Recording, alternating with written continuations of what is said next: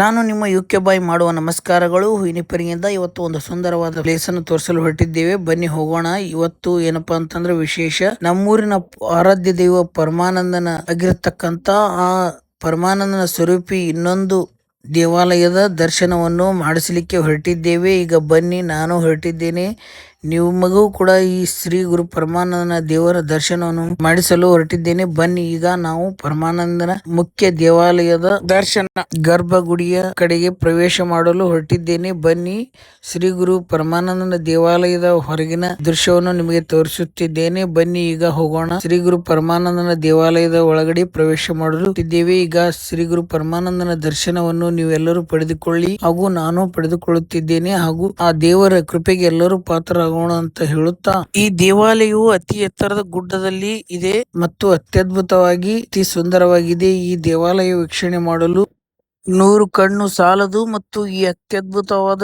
ದೃಶ್ಯವನ್ನು ನೋಡಿ ಅತಿ ಸುಂದರವಾದ ನಾನು ಮತ್ತು ನಮ್ಮ ಸ್ನೇಹಿತನು ಹೋಗಿದ್ದೇವೆ. ಈ ದೇವಾಲಯವು ಒಂದು ಊರಿಗೆ ಪ್ರಸಿದ್ಧವಾದ ದೇವಾಲಯವಾಗಿದೆ. ಈ ಶ್ರೀಗಳು ಆ ಊರಿನಲ್ಲಿ ಹೆಬ್ಬೆರಳಿನ ಮೇಲೆ ಕುಳಿತು ತಪಸ್ಸನ್ನು ಗೈದಿರುವ ಕುರಿತು ಆ ಊರಿಗೆ ಹೆಬ್ಬಾಳ ಎಂಬ ಹೆಸರಿನಿಂದ ಕರೆಯುತ್ತಾರೆ. ಆದ ಕಾರಣ ಈಗ ನಾವು ಕೂಡ ಈ ಶ್ರೀ ಗುರು ಪರಮಾನಂದನ ದರ್ಶನವನ್ನು ಪಡೆದುಕೊಳ್ಳಲು ಈಗ ದೇವಾಲಯದ ಒಳಗಡೆ ಬಂದಿದ್ದೇವೆ. ಈ ದೇವಾಲಯದ ಒಳಗಡೆ ಇರ್ತಕ್ಕಂತ ಎಲ್ಲಾ ವಿಗ್ರಹಗಳು, ಕಳಶ ಹಾಗೂ ಇನ್ನಿತರ ದೇವರ ಎಲ್ಲಾ,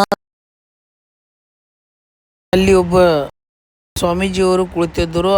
ಅವರನ್ನು ಕೇಳಿದಾಗ ಮತ್ತೆ ಇದರ ಐತಲ್ಲ ಚಾನ್ಕೋಟೆಗ ಅದು ಸೇಮನ, ಇದೊಂದು ಇಬ್ಬರಿಗೆ ಚಾನ್ಕೋಟೆ ಮತ್ತ ಹಾ ಚಾನ್ಕೋಟೆ ಹಾ